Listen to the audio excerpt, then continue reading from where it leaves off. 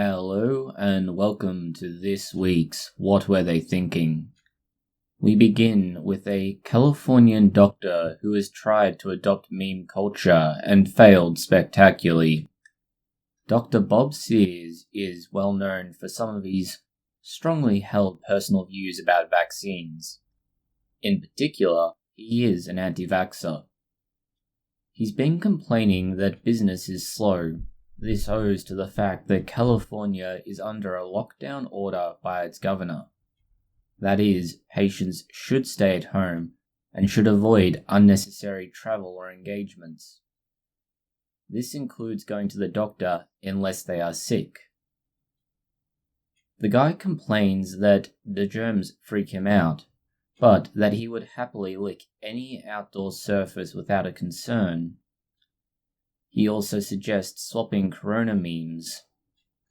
Yeah, this is not a doctor that you should trust. His obvious and very apparent ignorance of basic biology is impressive given that he is a doctor, and you would think that he had to learn about these things in medical school. Perhaps he got his through a correspondence college. Regardless, he has managed to make himself quite famous in the anti-vaxxer world by catering to their whims. And he's now jumped on board the conspiracy theories about the Wuhan coronavirus. In particular, he believes that we should be able to both resume society and protect the vulnerable. This is a gross misstatement and an ignorant one at that. It shouldn't come as a surprise then in the last few years he's been accused of gross negligence, repeated negligent acts, and failure to maintain adequate and accurate records. He was put on probation for a little under 3 years for this in the past, and that's still current at present. Clearly, the man has no regard for proper medical practice or care for patients. Keep in mind, while thinking about him, that his clinic may be empty, but hospitals, in the ward where people don't see it, are inundated with an excessive number of patients. So many that hospitals are often struggling to find room and resources to care for them. Most of these patients are either extremely old or extremely young. Extremely young being those below 18 months, and the old being those above 55. What's strange is that for young children above 18 months, there doesn't seem to be as significant an effect, and we're not entirely sure why. We understand why the extremely young are affected the way they are. They lack the immune system, and the extremely old have a worn-out immune system. But studies into children have found that they really aren't affected to the same degree that adults and those who are vulnerable are. Knowing this, there has obviously been a number of attempts to investigate what's happening in the limited time we've had available, and the CDC has come out with some interesting results that were published on Monday. It looked at 2,500 coronavirus cases amongst children younger than 18. This is between mid-February and the start of April. That's a relatively reasonable time frame, a very large cohort, and what we can extract from it could be useful if it can be replicated in other countries. The data suggests that children are less likely to develop the coronavirus symptoms than an adult. Of the roughly 2,500 patients, 147 were children. 5 of these were sent to intensive care, and sadly 3 died. Infants had a much higher hospitalization rate than that, where they had 95 who were infected, 62 hospitalized. That's not the only interesting and bizarre thing to come out of examining what the Wuhan coronavirus is doing. In particular, it's notable men are dying at a higher rate than women. We already have suspicions that blood type could be a contributing factor to susceptibility, but could sex also play a part? About 70% of all the Wuhan coronavirus deaths in Western Europe are male. That's a significant discrepancy. There is data suggesting that there is a 50% greater probability that a male will die than a female if they contract the Wuhan coronavirus. You would normally anticipate a slight discrepancy, a few percentage points, but nothing this drastic. Looking at a larger scale investigation of 25,000 infections, the male patients had a fatality rate of 8%. Females had a fatality rate of 5%. That is a big difference. And in Italy at least, there's a more similar figure to what we would expect to see, with males representing 58% of infected patients in Italy. This data corresponds with what was seen in America, with 57% of child infections being male. This would suggest that there is a biological factor at play. Something about being a male predisposes individuals towards being susceptible to the Wuhan coronavirus. Thinking about that and what we can do, your mind would immediately go to possible treatments that could come out in the near future, and that would be the logical extension. Sadly, most of what we've heard so far seems to be swinging between extremely promising and a dead end. The hydroxychloroquine stories of recent weeks are a perfect example of that. It's been touted as a silver bullet of sorts, something that we could use that will solve it quickly, effectively, and without a great deal of complications. This is because hydroxychloroquine is used as an anti-malarial, and we already have a good body of knowledge about it.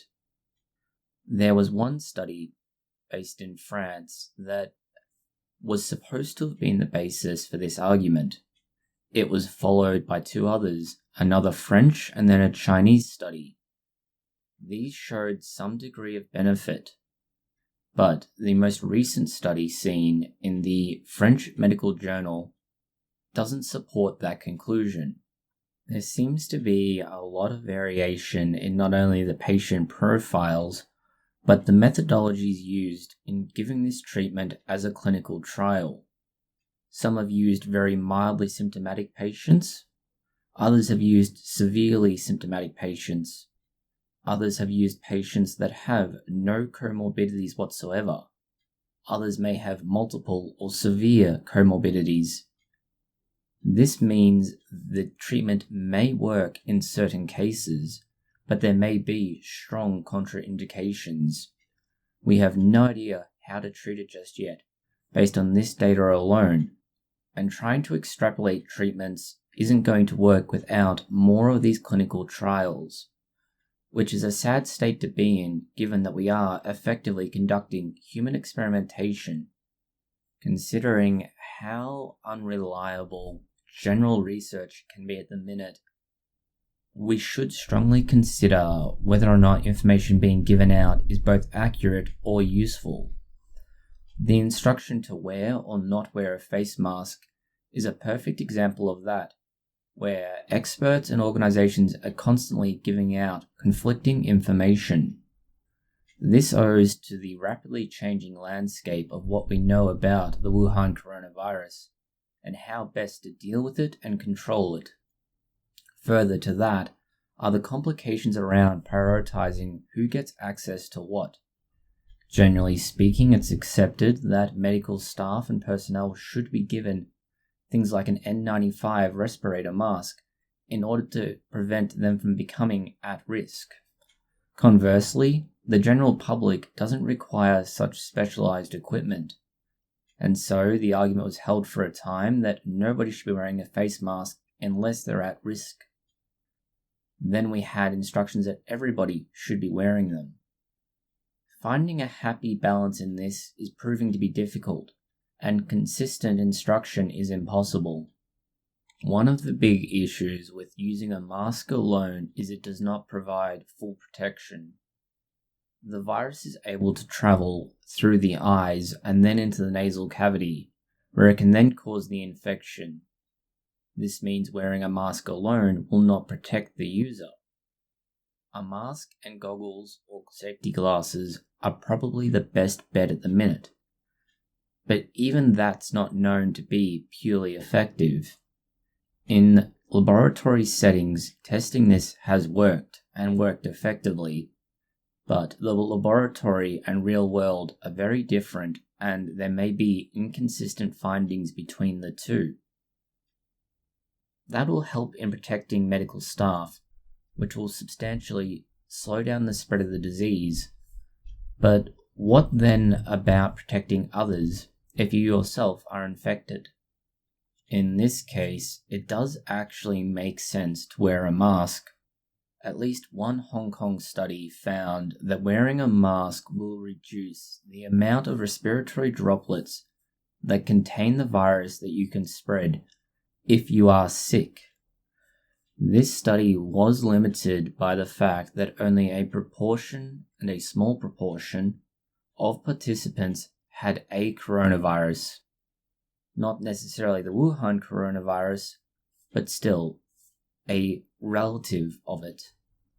This may help in reducing the ability to infect others, if true, but the study needs to be replicated, and as with so many other things related to the Wuhan coronavirus, results are coming out quickly, but we're having trouble substantiating what they found.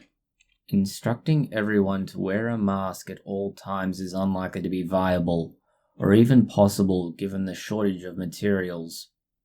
On the other hand, expecting no one to wear one at all may be just as bad and pose an unnecessary risk to others.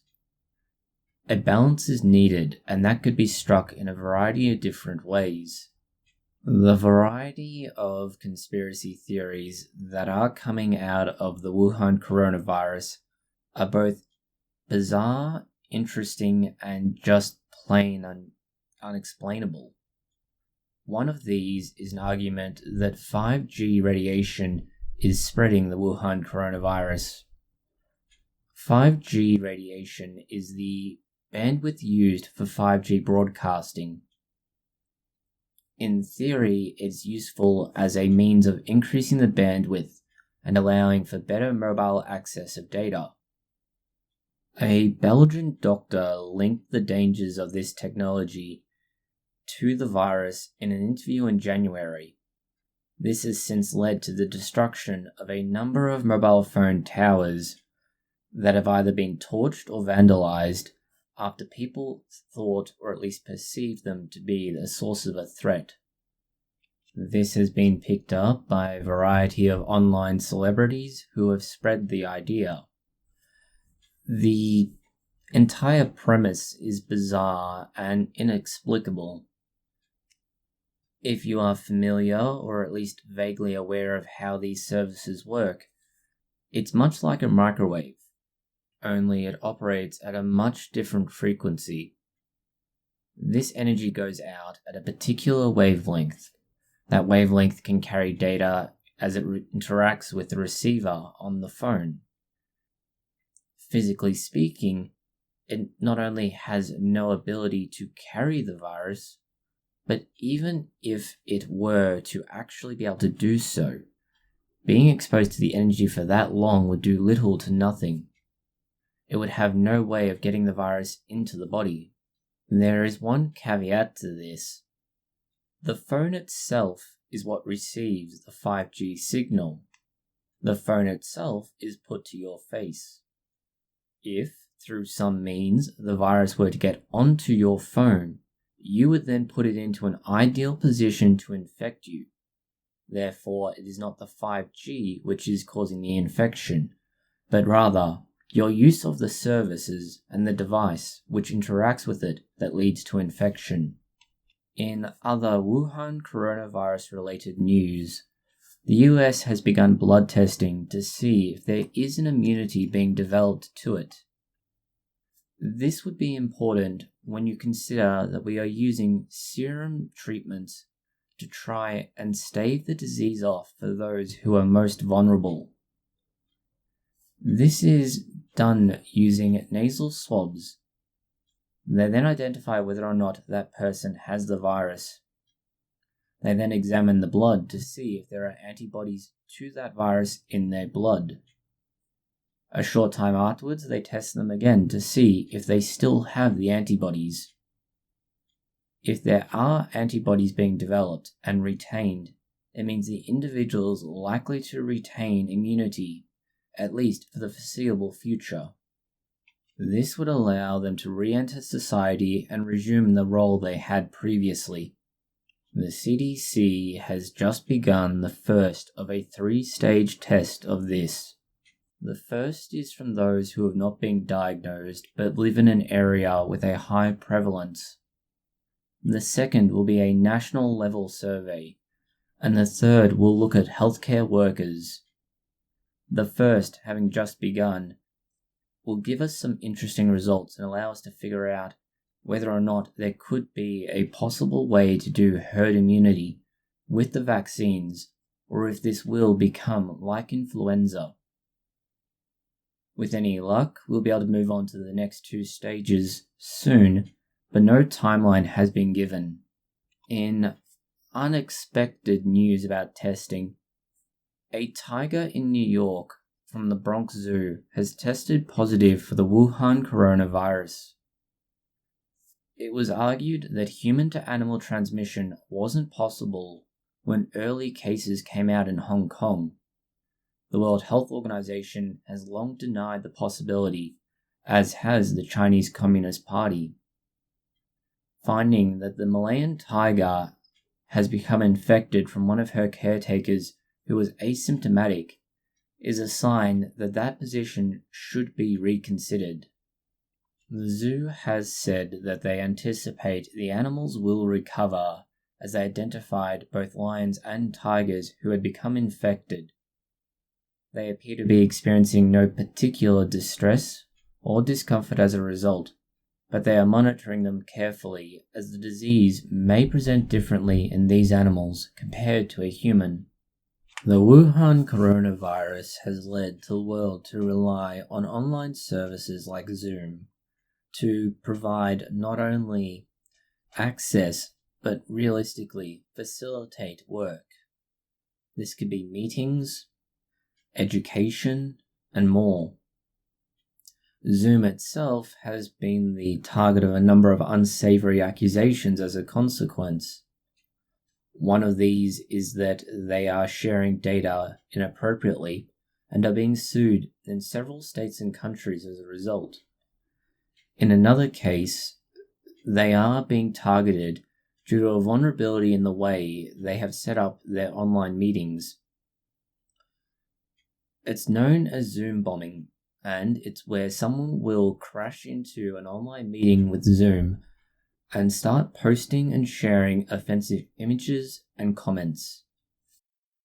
Given that Zoom is primarily intended for corporations and businesses to conduct meetings online, they were ill-prepared and certainly ill-equipped initially to deal with the overabundance of reliance different industries have had to take up with it. As a result, they've been rolling out constant updates to try and improve the security and provision of services. This hasn't prevented all of the issues from happening, but it has certainly reduced the frequency and severity, and allowed people to start rolling out measures of their own to control whether or not the trolls would be able to have their fun. In a final bit of virus-related news that is not about the Wuhan coronavirus, there's a letter in Nature that suggests giant viruses may be carrying genetic code that helps to support and manipulate the metabolism of their normally living hosts. This would be important when we're considering the long-running relationship between viruses and cells, whether or not our own ancestors at the single cell level might have had some unforeseen and unknown relationship, or if there is simply some bizarre parallel transfer between the two species. Thank you for watching this video. If you have found it interesting, consider liking, sharing, and subscribing. Please post any comments, questions, or suggestions below.